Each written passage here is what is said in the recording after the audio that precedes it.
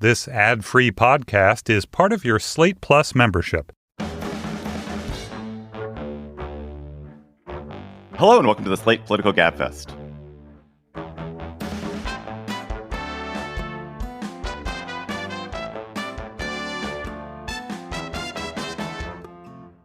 August 31st, 2023, the March 4th Trump edition. I'm David Plotz of CityCast. I'm in Washington, D.C. I'm joined, of course, by John Dickerson of CBS Prime Time from New York City. Hello, John. Hello. Good day to you. And also in this pre-Labor Day haze, Emily Bazelon of the New York Times Magazine and Yale University Law School from New Haven. Hello, Emily. Hello, David. Hello, John. This week on the Gabfest, how will the just-announced Trump trial disrupt/affect the Republican primary? Then, what is the deal with Vivek Ramaswamy? Should we take him seriously? And then a fascinating new study about what makes America's best places best and worst places worst. Plus, we'll have cocktail chatter. And a reminder that we have a live show coming up in Madison, Wisconsin at the Majestic Theater on Wednesday, October 25th. It's going to be in downtown Madison. We are really on tentacles. No, we're not. What are you? No, you're not on tentacles. You're on tenterhooks. Tenterhooks. I don't see why we'd be on tenterhooks. No, we're not on tenterhooks. We're just excited to go to Madison. I'm really excited to go to Madison. Haven't been there. Our show starts at 7:30. There's going to be a VIP happy hour from 6 to 7. I think there's still a couple of tickets left for that. Go to slate.com/Gabfest Live to get tickets for the happy hour and for the show. The Majestic is a beautiful venue. It's going to be a great venue for a show because it's really nice and compact, and we're all going to be very close together and having a very intimate and delightful and buoyant evening. So slate.com/Gabfest Live for our Madison show at the Majestic Theater on Wednesday, October 25th.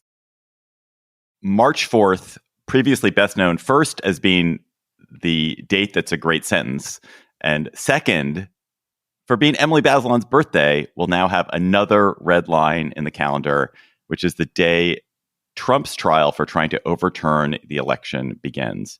Judge Tanya Chutkan rejected prosecution requests to start the trial in January and defense efforts to push it off until 2026, and said it will instead begin the day before the Super Tuesday primary.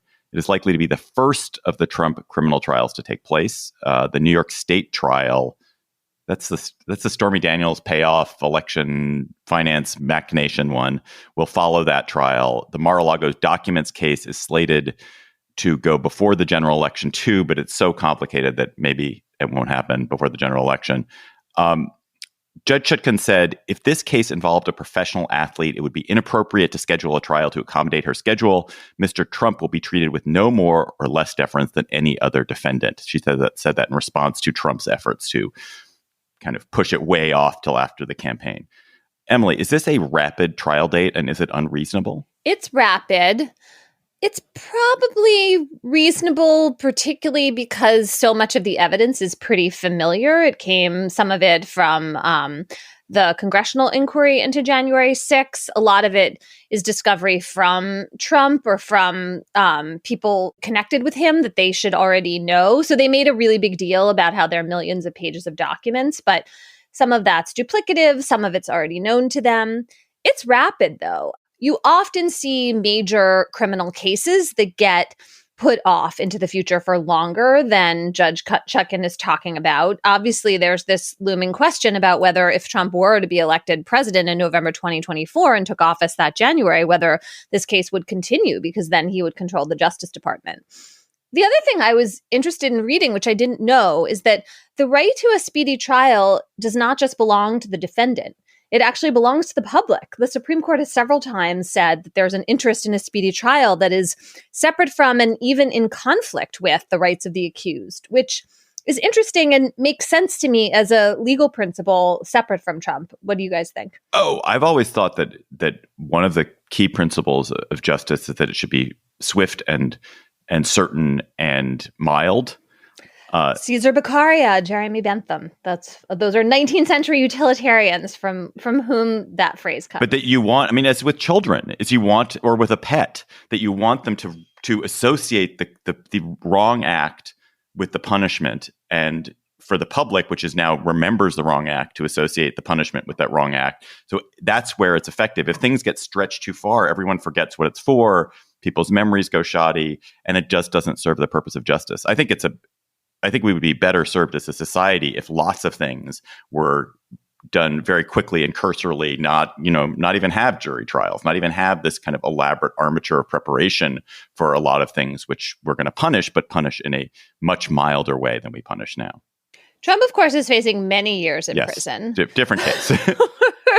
If you look at the calendar, it is between now and Election Day on November 5th, 2024.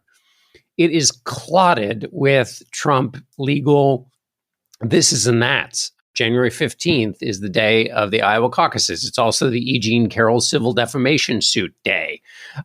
You've got this Super Tuesday, March 5th. This federal case on the election interference is March 4th. May 20th is the classified documents trial, which is basically at the period that the primaries are ending. And that's just a few of them. I mean, there's like a whole bunch of things that'll bounce in and out of that.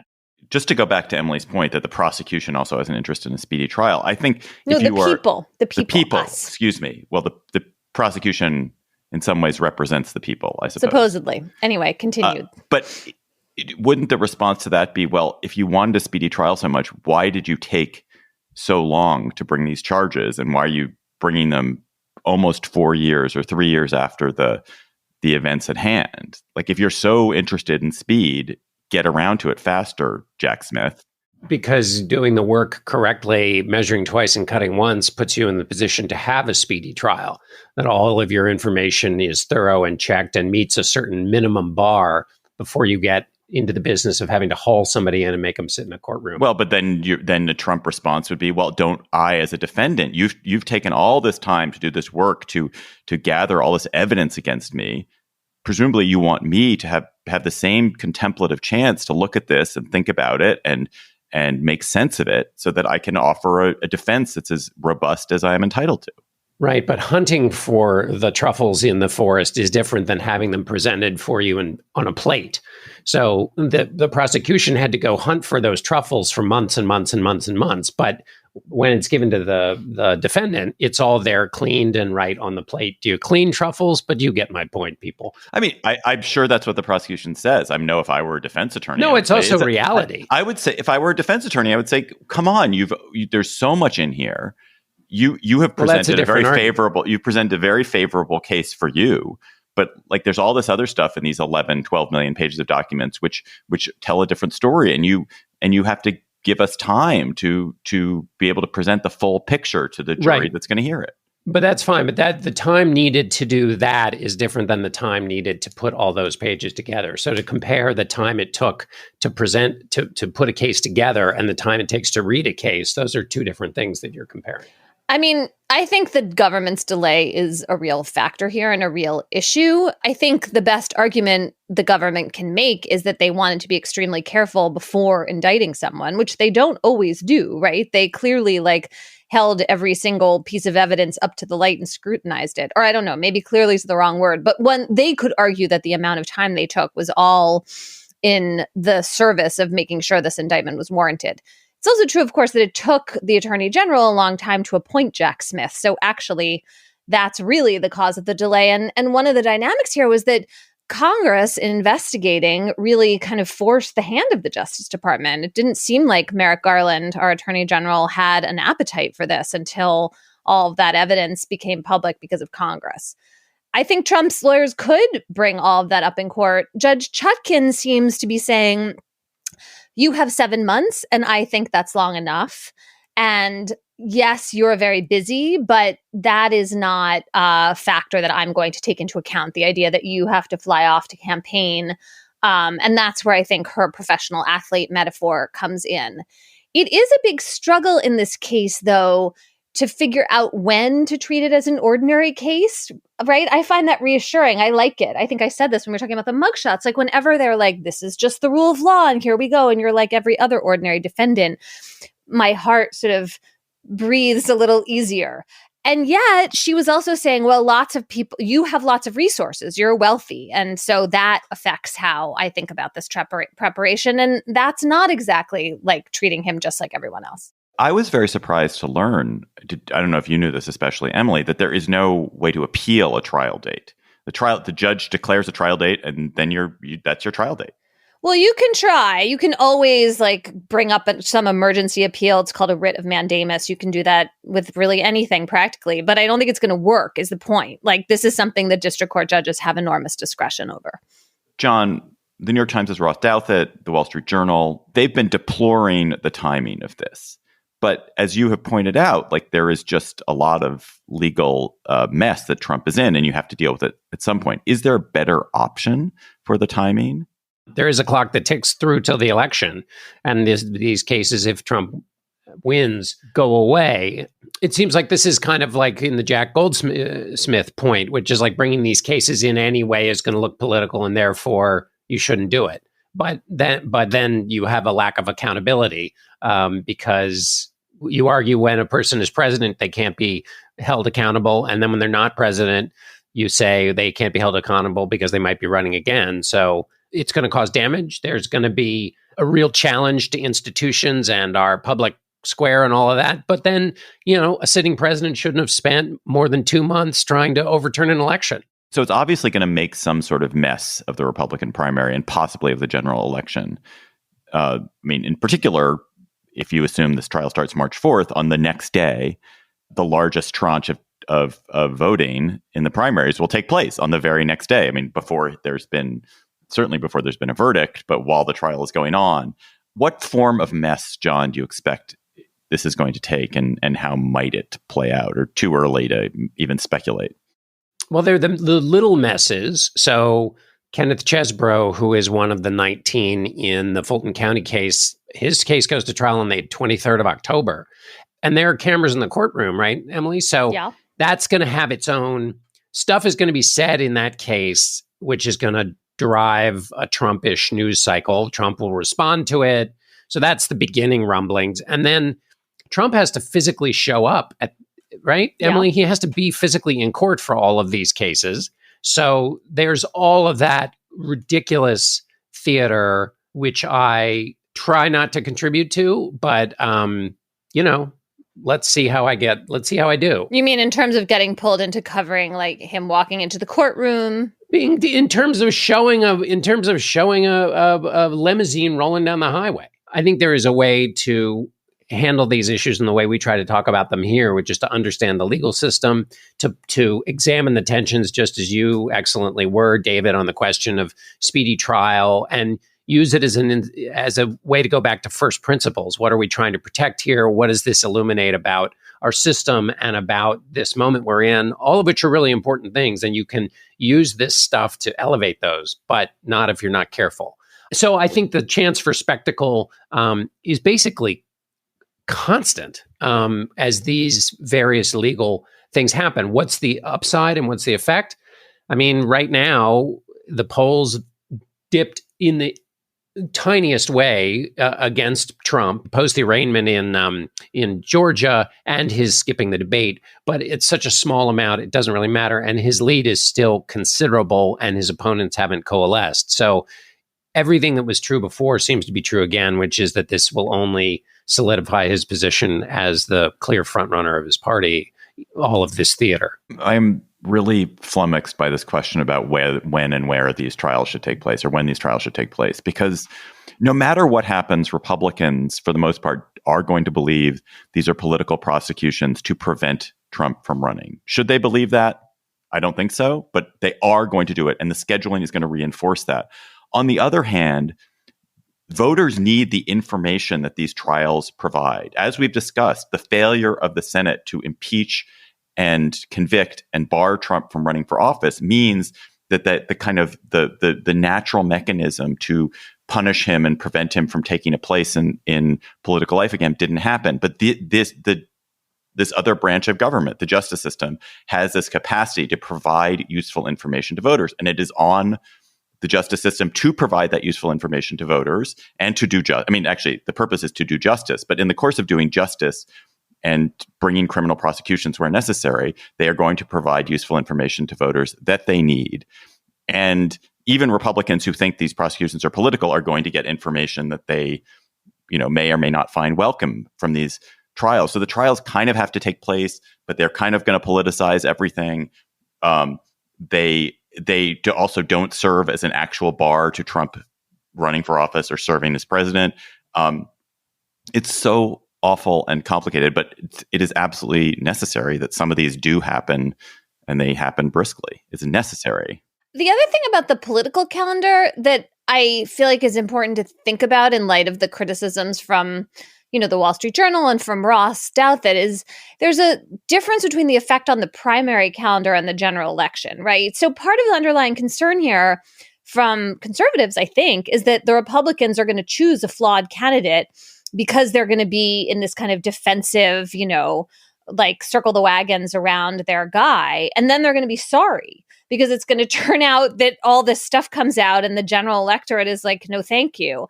I mean, that I don't feel super sympathetic to as a consideration that Judge Chutkan and the other judges should take into account. Right. Blaming the legal system for our bad choices. Right. I mean, and that said, it would be so much better if this were all happening a year ago, right? Like if the Justice Department had gotten moving faster.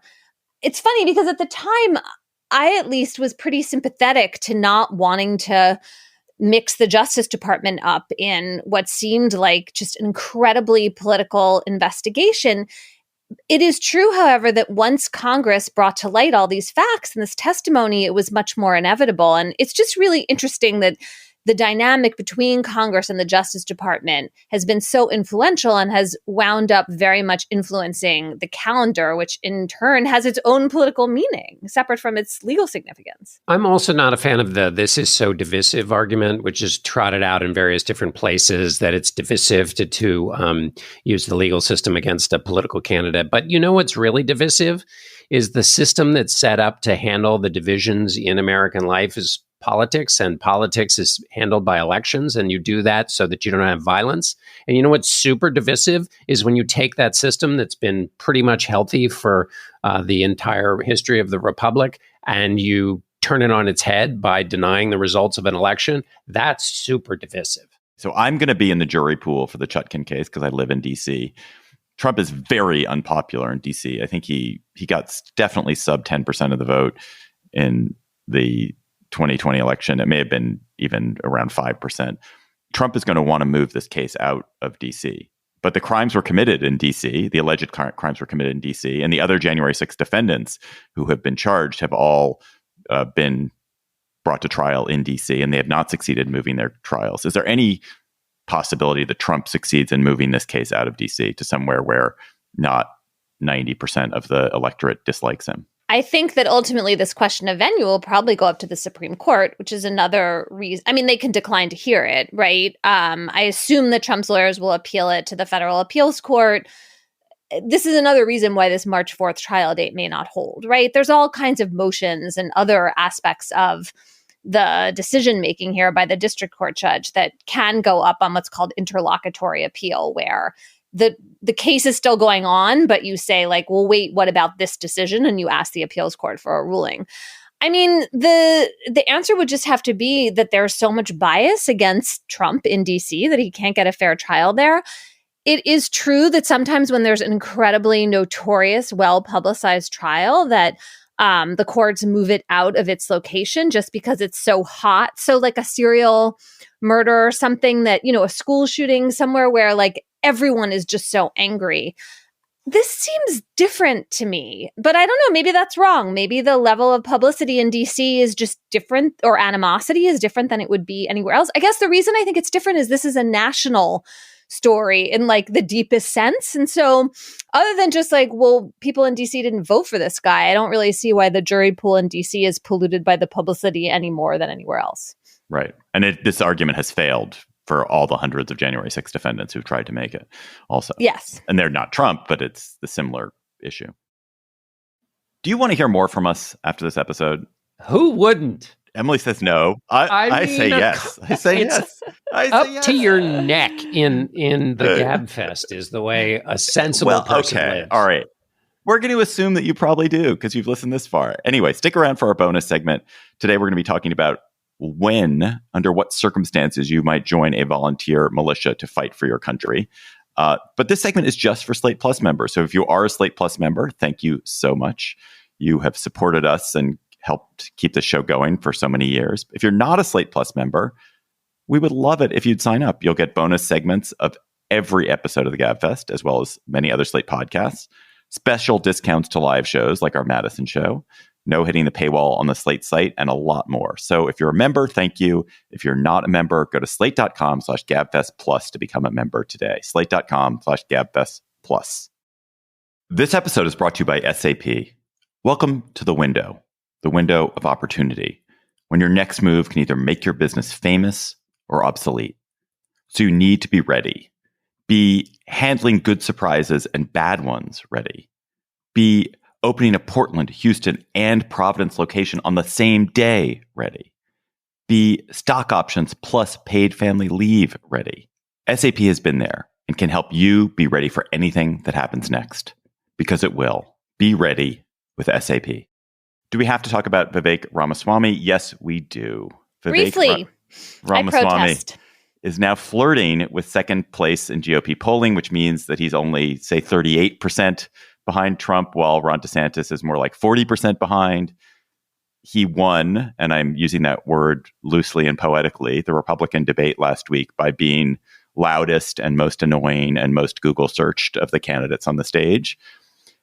The 38-year-old entrepreneur is enjoying himself immensely on the campaign trail. He is brash. He says the most ridiculous crap and doesn't care about whether what he says has any relationship to truth. He is full of energy. He's seemingly imperturbable. You can say anything to him. He'll say whatever he wants, do whatever he wants. There are two schools of thought about him, I think. One is this guy is incredibly annoying, and his performative trollishness will not wear well, and he will subside even further in the polls, like down from 10 to 4%, the way ludicrous candidates like Ben Carson and Herman Cain did back in 2016. The other school of thought is, if Trump is the presumptive nominee, Ramaswamy has positioned himself brilliantly to be important, either as Trump's running mate or as a possible, other big figure in a Trump race, or potentially, if Trump washes out in some fashion late in the campaign, as an adequate sub in, as a slavish mini-me who can step in. So does Vivek Ramaswamy matter, John? He continues to present what's been a malady in American presidential politics for a long time. But now it used to be a malady off to the side. And then Donald Trump became president, and it entered into the Oval Office. And that's the idea that basically the solutions are all easy. They haven't been done because it's not that the problems are complex. It's that everybody's bought and paid for, and I alone can fix it. So in some cases, the solutions are easy and government gets in the way, but not in every case. Also, the reasons that solutions don't immediately solve problems is that the complexity is part of politics. And you can't exist in a political system and then say, I will be able to wave it away. You have to operate within the political system, as Donald Trump learned when he couldn't do all of the things he said he would be able to do easily. But Ramaswamy reanimates this and adds to it what Donald Trump did, which is he has been successful in the private sector. And so people are like, well, if he could do it in this sphere, he could do it here, which the people who have been successful in business and then went into government and were successful, George Shultz, Robert Rubin, others, knew the difference between the two. And that was what made them successful. So to suggest there isn't a difference has been a disaster for those who didn't understand the difference. So in that sense, while he may go nowhere, and I think your second assessment, David, is the right one, which is that he is great for Donald Trump. He continues to keep the conversation in a Trump area. He doesn't attack Trump. he keeps people excited and entertained, and along your previous wise axiom that if the person who's having fun, I guess maybe it was Nixon's, or is it yours, David? It's you. Me. Okay. It's me. Credit where it's due. I like the idea. It's that the person also who's having fun is the person who is going to do better in politics. He's definitely having fun, but I think there is that larger danger. And it also, final thing is that it creates a notion of the presidency that the Green Lantern problem, which is that all problems can be solved just if a president asserts their will. And that's not, Brendan Nyhan is the author of that theory, which is obviously not the way the place works. Emily, I feel like you and me, we've met this guy before. I do not know Vivek Ramaswamy, but if you went to an Ivy League college, you have met this kind of particularly virulent, cocky asshole who simply will never shut up and will never listen. And I'm sure as a woman, it's an even worse. Like I'm like a version of that myself. But he just seems like this. You don't hate anything as much as something that's just a little bit worse than you. And he just seems like a very familiar type. Yeah, I mean, Josh Barro wrote this very funny piece about how Josh, as a fellow Harvard alum, was like, I know this guy because I was the same kind of obnoxious little shit as this person. And he has this whole section guy, which like the guy in your section at some elite school who just goes on at length and is very impressed with his own intelligence. I mean, I gotta say, I hear from faculty at Yale Law School where Ramaswamy went that he really was extremely smart and gifted at speaking in class. And I think there's a quickness that you can see on the debate stage. I guess what I get grumpy about is just the straight line from spending a ton of money to run for president towards celebrity and fame and attention. And he just seems to be willing to say and do anything to court that. And it's totally going to work for him. He's going to be famous forever. It doesn't matter if he ends up with a tiny percentage of the vote. He can kind of dine out on this. And I just don't think that's good. Like, I felt like Chris Christie did not slay him in the debate, but I felt like you could understand why Christie and Pence and Haley and really and those governors up there on the stage would all just be like, dude, you don't deserve to be here. I'm not sure I exactly understood Mike Pence's comment, but I'll let you all parse that out. For me, it's pretty simple. That's something a U.S. president can do with focus, and I'll deliver on it. Well, let me explain it to you. If I can. I'll go slower this time. Anybody who can make Mike Pence that angry is really doing something extraordinary. I mean, his former boss got people to try to hang him, and Pence has never demonstrated anything like 1/10 of what he was. He was steaming at Ramaswamy. I think, on the one hand, there was a time when having pot stirrers in politics was good. It kind of cleared the air, put people on their heels, made them articulate and defend things. We're not in that place anymore. Right. Good point. Really good point, John. I mean, John Anderson, Ross Perot.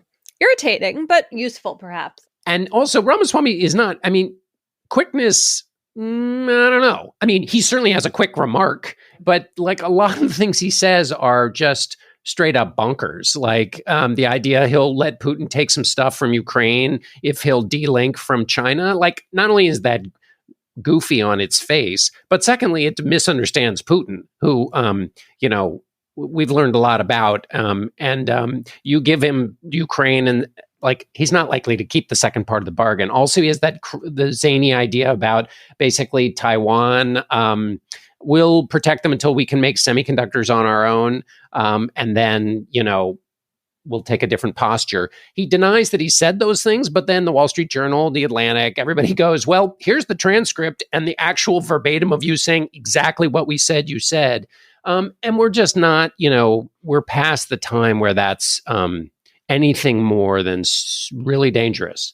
And it's not that clever, and it's not that quick, and it's not that insightful. And he wants to get rid of the Fed, essentially. He wants to tie the dollar to commodity prices, which is an insane idea.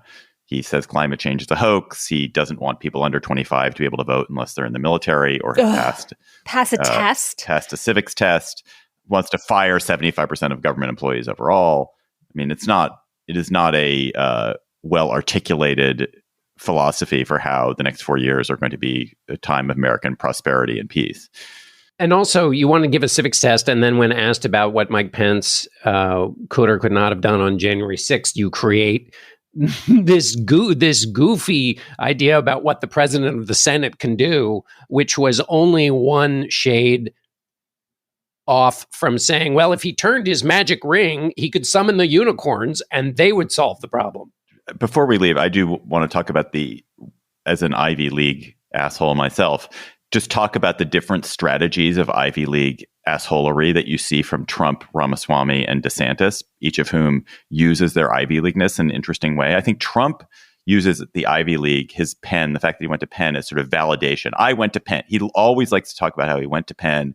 I'm as smart as these pointy heads. Did I mention that I went to Penn? He loves it. He really, really wants the credit for having gone to Penn. Ramaswamy, on the other hand, does not mention that he's like double Ivy League credential all the time, but he makes it implicit. He just manifests this Harvard style of steamroller cockiness. You're an idiot. He manifests Ivy League asshole without saying it. And DeSantis, who is as credentialed as Ramaswamy in the same way, rejects it and explicitly rejects it. Says, I know it. I was in it. I understand it. I'm now going to destroy it.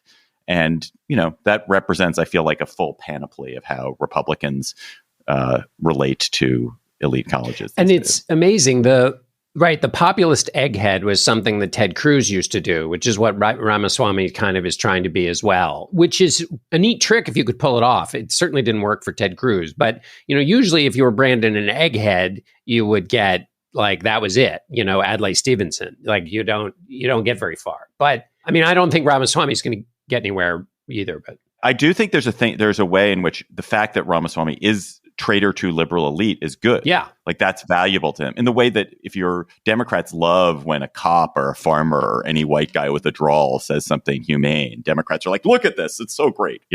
That's what Republicans love it when someone who has an Ivy League credential is out there saying the liberals are destroying America.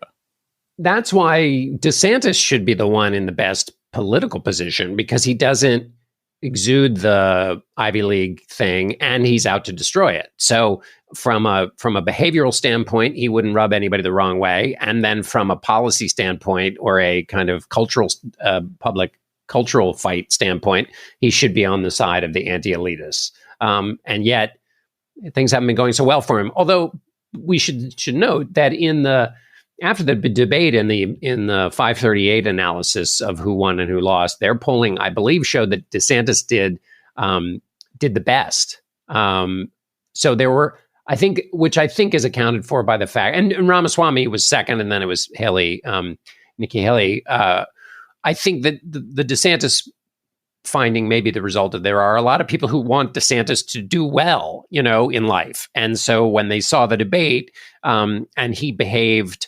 If you look at DeSantis' answers on paper, he was the one who was able to say, I did this and I did that. And I actually, instead of all of this hot air, I achieved things. He just didn't do it in a very charismatic way on the debate stage. We were struck by an article in The Atlantic this week by Kathryn, Edin, Luke Shaefer, and Timothy Nelson, What the Best Places in America Have in Common, which really should have been titled What the Worst Places in America Have in Common, honestly, but whatever. It is drawn from a new book by the three of them. They're scholars, two of them at Princeton and one of them at University of Michigan. Their new book is called The Injustice of Place, Uncovering the Legacy of Poverty in America. And they try to understand what places in America are best and worst to live in across sort of several combined measures of well-being: literal health, literal wealth and income, and then an opportunity to rise. It's interesting at both ends because it tries to capture what makes the worst places so bad and the best places so good. So, Emily, you called this article to our attention. What was it that struck you about it? I was interested because it ends up with these counterintuitive lists, right? So they create something they call the Index of Deep Disadvantage. And then they find that the most disadvantaged places in the country are rural. Some of them are places where there are lots of Native Americans. That seems like not surprising given what we know about high concentrations of poverty. But they leave out most of the cities in the country, except for like Cleveland and Detroit and a few other kind of post-industrial cities. Rochester. Yeah, Rochester. Mostly, though, we're in Appalachia, South Texas, and the Southern Cotton Belt. And so then what these scholars say these places have in common is a history of resource extraction and human exploitation. And they go into the idea that there are like colonies within the United States, which I was like less taken with. But I do think that this notion that there's a lot of rural disadvantage and suffering, I mean, it goes along with the deaths of despair that other economists have talked about, and with, you know, what we know about the opioid epidemic. It was also interesting to me that this index of deep disadvantage does not explicitly take into account crime. And, you know, to me, that's like a feature of living in a high poverty neighborhood in a lot of cities that is fearsome. It is also true that there is a lot of crime in rural communities. And so they call out, for example, LaFleur County in Mississippi, where Black residents said to them that violence was their number one problem. And the rate of death from interpersonal violence there was 4 times the national average and well above Chicago. I do think there is like something really troubling happening in these parts of rural America. And I guess one question I have, and I need to figure out a way to frame this that isn't just like terrible, but these places feel forgotten to me, right? They're places that are being depleted, people are moving away from. Cities are places that are thriving. Yes, they have these pockets of suffering and disadvantage within them, but they're not like lost as a locale. I mean, is there a way in which like America is just turning its back on these communities, but also like, is it okay that people are moving away from them given how just like kind of struck they are? I should say what I liked about the disadvantage term rather than poor was it took into account health outcomes and social mobility. It kind of just centered the conversation on other things to look at. The thing is that the forgotten man and woman was supposed to be the thing that Donald Trump, I mean, he put it in his inaugural address, that this is supposed to be the part of the country that Donald Trump cares deeply about. And this there was nowhere in this analysis in terms of the problems, the multifaceted problems and the possible solutions, which I felt like I was left hungry for. I realized they wrote a whole book and I have not read the book. So it's a deficiency in my study, not in their work necessarily, but that the solutions are really complicated and you know, building the networks of community that exist in the healthier places. I mean, at one point when they were identifying the healthy places in the Midwest, they go back to the 1862 Homestead Act, which was basically allowed land ownership to be widely available, and it was not a situation of extraction.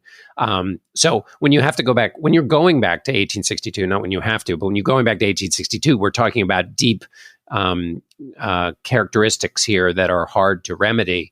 I guess my point is that it's not only not a part of the public conversation, but even the champions of it are not talking about it in public, although the solution seems so tricky. And the only final point is I kept thinking of Barbara Kingsolver when I was reading this, because the relationship between extraction and the story she tells in Demon Copperhead was just like 1-to-1. I mean, it was perfectly rendered. I just want to make a couple of points here. One is that I think when you think about the solutions, and this goes to your question, Emily, should people stay? I mean, one of the solutions is you build institutions in communities that give people something to do, that give them activities that they are less inclined to, that they have more fulfillment in their life, they're less inclined to get addicted to dope in various forms. But it's really hard to build institutions when there's so little social capital, when there's so little social trust, when government itself is so deeply incompetent. This is one point that they make really well, is that in these poor places, government is really bad because it's pretty corrupt. There's no media watching it, or very little media watching it. The people who work in government are often using it as an opportunity for graft, and they're not the best people. And so the institution that is at best equipped to sort of kickstart a poor community, government, is actually ill-equipped because the people who are running it are not very good at it, or are deeply corrupt. So that's one point that was very depressing. Another point that I thought was interesting is to go to the sort of when they talk about what are the most successful places. They do talk about it, these upper Midwest places, relatively low inequality, lots of home ownership, pretty white in general, Wisconsin, Minnesota, Michigan. They're not talking about the most economically dynamic places in America. They're not talking about where America's economic growth and innovation are coming from. They're not talking about the places where immigrants are. And I wonder if that's again, we haven't read the book, so I don't know, but I wonder if that's a kind of a caesura in the analysis, which is there's lots of poverty where immigrants are and lots of inequality. But there's also this tremendous opportunity and energy and flourishing. And I feel like that's when I think about what's characteristically American, like American success, it is this story of urban poverty to urban success to suburban complacency. Like that's how we roll in America. And this is sort of saying, actually, the nicest place to be is like some suburb of Minneapolis, probably, where there's a good public school. Yeah. So I had a similar, or I guess I also noticed this, and then I thought about two things. So one is that I imagine they come up with this list of, I like the idea of it being more complacent because they're looking at inequality and mobility. And cities have mobility for a few people, but then they have like tremendous inequality. And that's probably why, LA and New York, San Francisco, Chicago, et cetera, are not on this list. It's a sort of other side of the coin view of what, is best in America. It's not a meritocratic conception and portrayal so much as like, because they say these counties are unusually rich in social capital. Residents are connected to one another through volunteerism, membership in civic organizations, and participation in other community activities. Which honestly seems great. Yeah. I mean, it's like who Little wouldn't League, want that? right? It's like your church or Little League, your community picnic. It's different. I mean, I don't know, David, from the time you spent in Vermont, whether that resonated with you, because I don't think it's just like the Midwest that can be like this. I do wonder about the fact that these places are disproportionately white, because my fear is that part of what stitches them together is the kind of homogenous nature of these places. And I would like to think that they could diversify and be full of immigrants and, people of color and still operate this way. But I wonder. Let's go to cocktail chatter when you are sitting on your porch in the upper Midwest. I always have you sitting on your porch when you guys are chattering. Well, let me tell you about the porch. John doesn't have a porch. I know. My back porch. It's not a porch, really. Yeah, we definitely have an outdoor space. It would not really count as a porch, although there is much discussion about someday building a screened-in porch. I love screened-in porches so much because I hate mosquitoes so much. And I love screened-in porches. And yes. But anyway, when you're sitting on the future screened-in porch, John, on the imaginary screened-in porch, what are you going to be chattering about? A couple of things I'm chattering about. The first is that I had an enjoyable morning this morning listening to the new podcast by the late night hosts, Strike Force 5, which is on Spotify. But anyway, the five of them are putting together this podcast so they can pay their staffs who are, a lot of them are not in the writers union. And so those hosts have been paying their staffs out of their own pockets. So anyway, it's for a good cause for the staffers who can't work because of the writer's strike, but also it was just an enjoyable window. But my actual chatter is about what we do with our, instead of having cocktails, what we do with our leisure time. And so people may have heard the story, but it was that the French are throwing out basically 100 Olympic-sized swimming pools worth of wine at a cost of about $260 million because the French are just not drinking wine the way they used to in order to keep the business going. So I should note, the average French citizen drinks about 40 liters of wine per year compared to 136 liters in 1926. So the French aren't drinking wine. They have to throw it out to keep the price high. But I also, this came out, my colleague Laura Doan pointed out on the same day that a new study showed that in America, use of cannabis and psychedelic drugs were at all-time highs. 44% of young adults 19 to 30 and 28% of adults 35 to 50 reported using marijuana in the prior 12 months. Record high for those age groups. And more than 11% of young adults said they used cannabis on at least 20 of the prior 30 days, double the share from a decade ago. So anyway, those were two figures that I thought were interesting in connection with each other. And then finally, the U.S. Open, apparently if you play on court 17, the players have been complaining because the smell of pot is so strong, it's wafting over. In one of the players said it smelled like Snoop Dogg's living room. Wow. Emily, what's your chatter? My chatter this week is about the US Open, which I have been happily watching. And I was watching Taylor Townsend and Caroline Wozniacki have these comebacks this week, which is so great. And they both are mothers, which is so amazing to me. And then I looked up how many women in the tennis tour are moms. And it turns out there are 10 mothers playing in the US Open main draw this year. 10. And includes other big deal players like Azarenka and Svitolina. I'm just super impressed by that. And I kind of love that the sport has figured out, or that women have figured out how to make the sport possible for them in this incredibly high level after giving birth. My chatter this week, an email from John sent me down a rabbit hole. Actually, it did exactly the opposite. It sent me up a tree, into a tree canopy, not down a rabbit hole. John sent me a link to the UK Tree of the Year competition page, which is hosted by Britain's Woodland Trust. I am a tree nut. I have a tree tattoo. And insofar as I have religion, it is based on the idea of tree spirits and mountain gods. And the UK Tree of the Year competition is a wonderful thing. So every year there are nominated a dozen or so trees around the country based on a theme. This year's theme is urban trees. Each tree is gorgeous, but it also has a story. And in fact, the story is what's important. So, for example, this year, among the trees nominated is the Greenwich Park sweet chestnut, which is a twisted sweet chestnut tree that was planted at the request of King Charles II. After he took the throne in 1660, he redesigned Greenwich Park with the grand plan, and this tree is a survivor of that. There's the Holm Oak Blitz tree, which is a tree that survived the near total destruction of the city of Exeter by German bombers. There's the 800-year-old Addleston's Crouch Oak, which Queen Elizabeth I, that is, picnicked under, and John Wycliffe gave sermons under it. And the people of the UK will vote, and a UK tree will win, and it will then take its place in an even more glamorous competition, which is the European Tree of the Year competition, which dates back to 2011. So it's pretty new.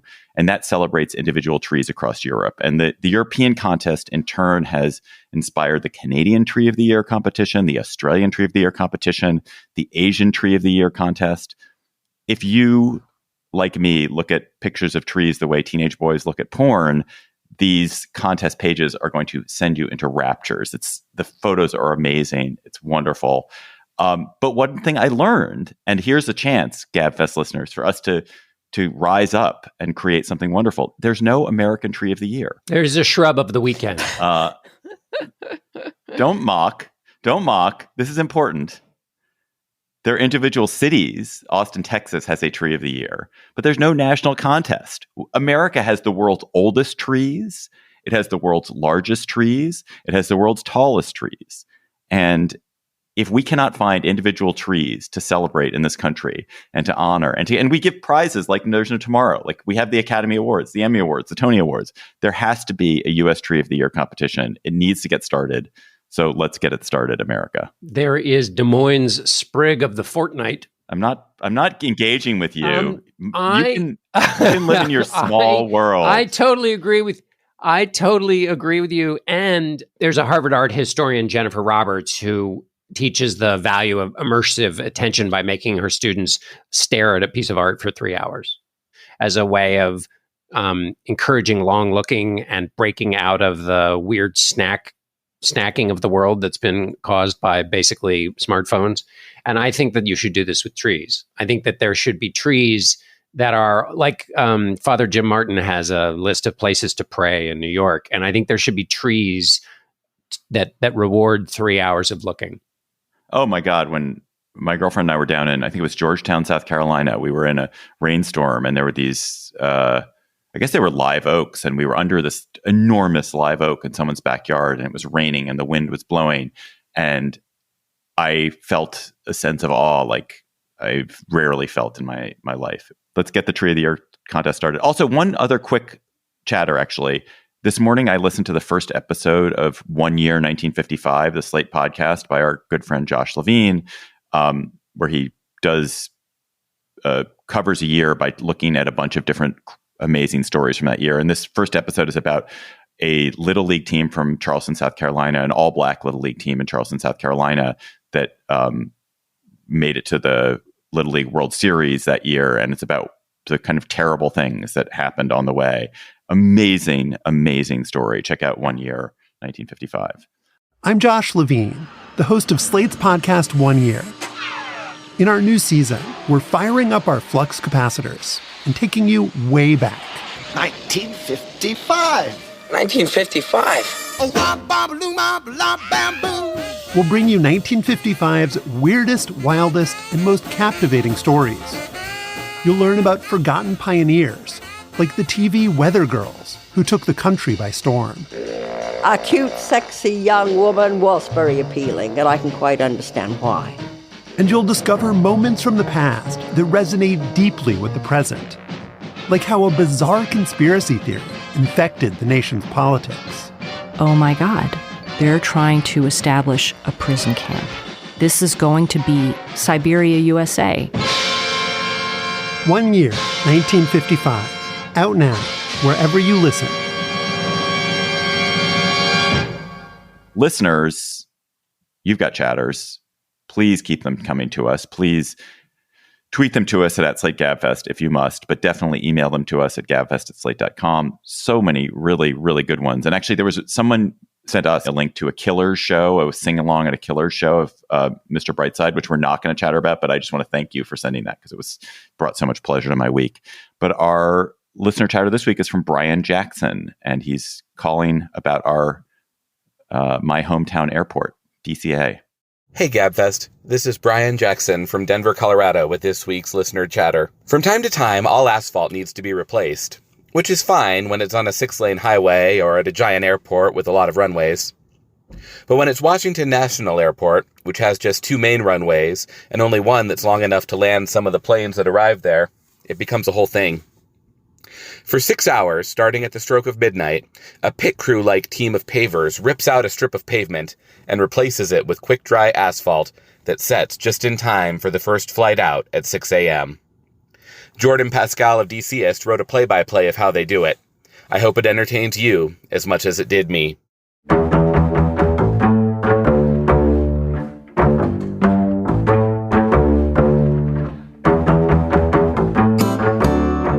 That is our show for today. The Gabfest is produced by Shayna Roth. Our researcher is Julie Hugan.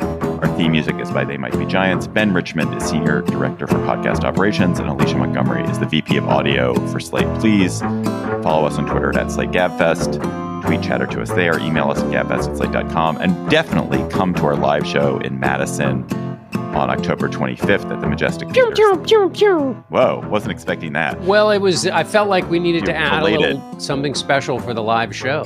You see, that's the kind of surprise oral joy that will be available should you show up in person. For sure. Someone asked me, a friend of mine who lives in Madison was saying, well, what actually happens at the live Gabfest? Everything. And I was like, I don't know. We tape a podcast. It's really fun. Oh my God, it's the cathedral effect. Do you guys know what the cathedral effect is? Well, you will know it if you go. Oh, all right. Whoa. Even John hasn't told us. We're gonna learn along with you, Emily and I. For Emily Bazelon and John Dickerson, I'm David Plotz. Thanks for listening. We will talk to you next week.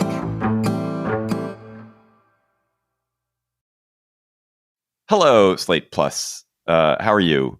Emily, your topic. Set us up. This topic comes from my son, Simon. He was just asking a kind of late in the dorm night question. I think, or it could be one. What would it take for you to join a volunteer militia to defend your country?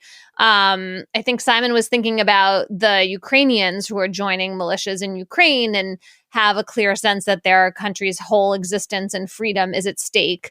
And they're putting the lives on the line. And it's people of all different ages and parts of the country, and people who wouldn't, they don't fit the profile of young men who would normally either be drafted or volunteer to show up to pick up arms and fight. So yeah, I don't know. What would it take? Like, how sure would you have to be? What kind of cause, etc.? Wolverines! May I add one little... Do you get that? John, do you know that reference? From the movie. Red Dawn. Red Dawn. Yeah. Yeah. I don't think I ever watched Red Dawn, which is good to...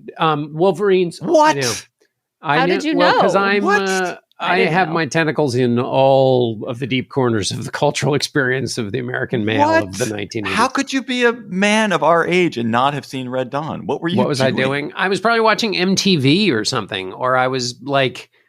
You were probably cooler. I don't think that's true. I don't think that's true. Yeah, it's definitely true. Definitely true. Anyway, go ahead. Wolverines was also the name that the kind of rump group trying to get the Trump administration to handle COVID seriously and with urgency. They called themselves the Wolverines based on that same movie. I just wanted to add one little thing, which I hope will help the discussion, which is I was... Ambassador William Taylor, the former ambassador to Ukraine, was on the show last night, and he was saying that one of the things that's with these drones that are going into Russia, part of them are being built by Ukrainians. And then he went through and reminded me of all the different ways in which various different people in the Ukrainian population are participating in the resistance. So it's not just people who've gone off to carry weaponry or fire big, guns. It's locals with an app on their phone that basically allows them to tell intelligence where the Russian soldiers are, and that gets fed into an app that then targets those Russian soldiers. That basically the resistance is everywhere. So I guess as we're thinking about this, joining the resistance wouldn't necessarily mean, rushing into the teeth of oncoming. That was just a snippet from our Slate Plus conversation. If you want to hear the whole conversation, go to slate.com/Gabfest Plus to become a member today.